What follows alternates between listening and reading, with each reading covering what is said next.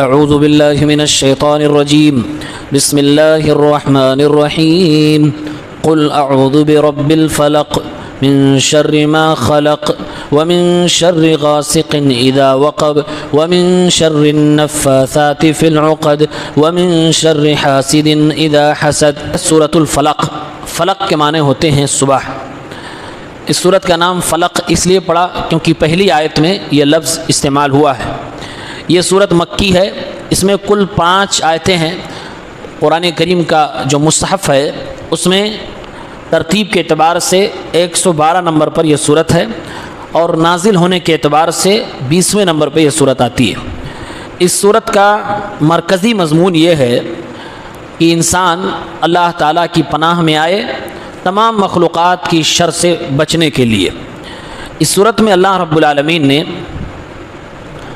اپنے نبی صلی اللہ علیہ وسلم کو تعلیم دی ہے کہ آپ اللہ کی پناہ میں آؤ۔ چنانچہ اللہ تعالیٰ نے ارشاد فرمایا، اے نبی آپ کہہ دیجئے کہ میں صبح کے رب کی پناہ میں آتا ہوں۔ اللہ تعالیٰ تو ساری چیزوں کا رب ہے، لیکن اللہ تعالیٰ نے خاص یہ کیوں کہا کہ صبح کے رب کی پناہ میں آتا ہوں؟ ایسا آپ کہیے۔ وہ اس لیے کیونکہ دنیا میں کچھ ایسے لوگ پائے جاتے ہیں جو صبح کا رب الگ اور رات کا رب الگ مانتے ہیں، برائی کا رب الگ اور نیکی کا رب الگ مانتے ہیں۔ اسی لیے اللہ تعالیٰ نے فرمایا کہ آپ کہیے کہ صبح کے رب کی پناہ میں آتا ہوں، یعنی اے نبی صلی اللہ علیہ وسلم وہ رب ہے جو صبح ہونے کے وسائل اور ذرائع پیدا فرماتا ہے۔ جیسے رات کرتا ہے اسی طریقے سے وہ صبح بھی کرتا ہے، وہ صبح کا بھی رب ہے، رات کا بھی رب ہے۔ اور دوسرا معنی یہ ہے کہ یہ سورت اس وقت نازل ہوئی جب آپ صلی اللہ علیہ وسلم پریشانی میں مبتلا تھے۔ جیسے ہر رات کے بعد صبح ہوتی ہے ویسے ہر پریشانی کے بعد آسانی آتی ہے، اس لیے اے میرے پیغمبر آپ گھبرائیے نہیں، صبح کے رب کی پناہ میں آپ آ جائیے۔ من شر ما خلق، جتنی بھی چیزیں پیدا کی گئی ہیں ان تمام مخلوقات کی شر سے بچنے کے لیے۔ اب اللہ تعالیٰ نے بہت ساری چیزیں پیدا فرمائی ہیں، ان تمام مخلوقات کی شر سے بچنے کے لیے اللہ کی پناہ میں آ جائیے۔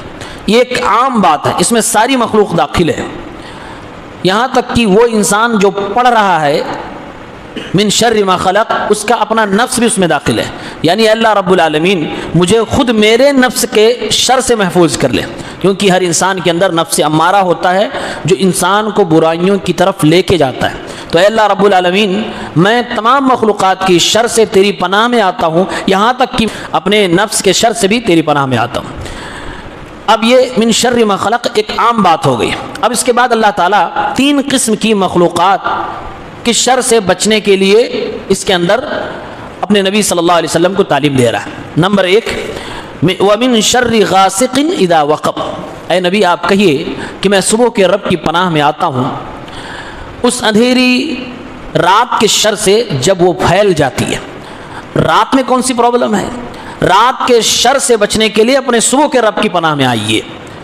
کہتے ہیں رات یہ ایک ایسا وقت ہے جس کے اندر شر پھیل جاتا ہے۔ اس وقت میں جتنے شر ہیں اور جتنی برائیاں ہیں اور برائی کرنے والے ہیں وہ زمین کے اوپر پھیل جاتے ہیں، چاہے چور ہو یا پھر زنا وکاری بدکاری کرنے والے لوگ ہوں، فحاشی کرنے والے لوگ ہوں، شراب و نشہ کی عادت کرنے والے لوگ ہوں، یا انسان ہو یا جنات و شیطان ہو، سارے شریر لوگ جو ہیں، بدترین قسم کے لوگ جو ہیں وہ رات میں ہی زیادہ تر اپنے کام کرتے ہیں۔ تو اے نبی صلی اللہ علیہ وسلم آپ ایسی رات سے بھی پناہ طلب کیجئے جو رات اندھیروں سے چھا جاتی ہے۔ وَمِن شَرِّ النَّفَّاثَاتِ فِي الْعُقَدِ، اور دوسری چیز جس کے شر سے آپ کو اللہ رب العالمین کی پناہ طلب کرنی ہے، ان تمام گرہوں میں پھونکنے والیوں کی شر سے آپ اللہ تعالیٰ کی پناہ طلب کیجئے جو گرہ میں پھونک مارتی ہیں۔ نفاسات کا مطلب ہوتا ہے وہ عورتیں، وہ مؤنث، وہ لیڈیز، چاہے وہ انسانوں میں سے ہوں یا جناتوں میں سے ہوں، جو دھاگوں کی گرہ کے اندر پھونک مارتی ہیں، اور اس پھونک کے اندر تھوک کے ذرات نہیں ہوتے ہیں، صرف ہوا ہوتی ہے۔ تو دھاگوں میں، گرہوں میں پھونک مارنے والی جادوگرنیوں کی شر سے بچنے کے لیے آپ یہ کلمات پڑھیے اور یہ دعا مانگیے۔ اس میں اللہ تعالیٰ نے خاص طور سے جادوگرنیوں کا تذکرہ کیوں فرمایا جبکہ جادوگر بھی ہوتے تھے؟ اور اللہ کے نبی صلی اللہ علیہ وسلم پر جادو تو ایک مرد نے کیا تھا، لبید ابن عاصم یہودی نے کیا تھا، تو اللہ رب العالمین نے خاص طور سے جادوگرنیوں کا، لیڈیز جادوگروں کا تذکرہ کیوں فرمایا؟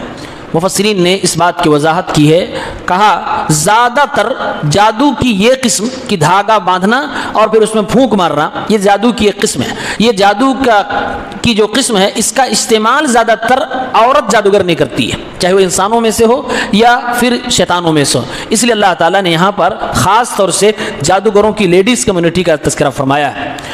وَمِن شَرِّ حَاسِدٍ إِذَا حَسَدَ، تیسری مخلوق جس کے شر سے اللہ رب العالمین کی پناہ طلب کرنی چاہیے، آپ صلی اللہ علیہ وسلم کو کہا جا رہا ہے، اے نبی آپ کہیے میں صبح کے رب کی پناہ میں آتا ہوں اس حسد کرنے والے کے حسد سے جب وہ حسد کرے۔ حسد انسان کو اندھا کر دیتا ہے۔ حسد کرنے والا یہ سوچتا ہے کہ میرا مد مقابل جس سے میں حسد کر رہا ہوں، اللہ نے جو کچھ بھی اسے دے رکھا ہے وہ اس سے چھن جائے۔ اور حسد بھی بڑی خراب چیز ہے، انسان کو چھوٹی چھوٹی چیزوں پہ بھی حسد ہو جاتا ہے۔ کبھی کبھی کسی کی معمولی نعمت کو بھی برداشت نہیں کر پاتا انسان اور اس سے حسد کر بیٹھتا ہے۔ تو اس صورت میں اللہ تعالیٰ نے 4 چیزوں کے شر سے اللہ تعالیٰ کی پناہ طلب کرنے کے لیے کہا گیا، من شر ما خلق، اس کے اندر ساری مخلوقات آ گئی، اور اس کے بعد 3 چیزوں کو خاص طور سے بیان کیا گیا۔ ایک ہے وقت، رات کا وقت جس میں شر غالب آ جائے، تو اللہ سے پناہ مانگیے کہ اللہ اس وقت سے میں پناہ چاہتا ہوں، تیری پناہ میں آنا چاہتا ہوں، ہمیں اس وقت کے شر سے محفوظ کر لے، اور اس میں رات کا وقت ہے۔ اور دوسری چیز جادوگر یا جادوگرنیاں، ان لوگوں کے شر سے ہمیں بچا لے، اور تیسری چیز حسد کرنے والے لوگ، ان لوگوں کے شر سے ہمیں تو محفوظ کر لے۔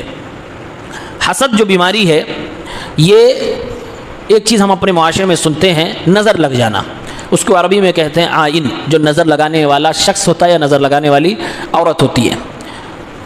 جب کوئی شخص نظر لگاتا ہے، یہ حسد کرنے والوں میں سب سے خراب انسان ہوتا ہے۔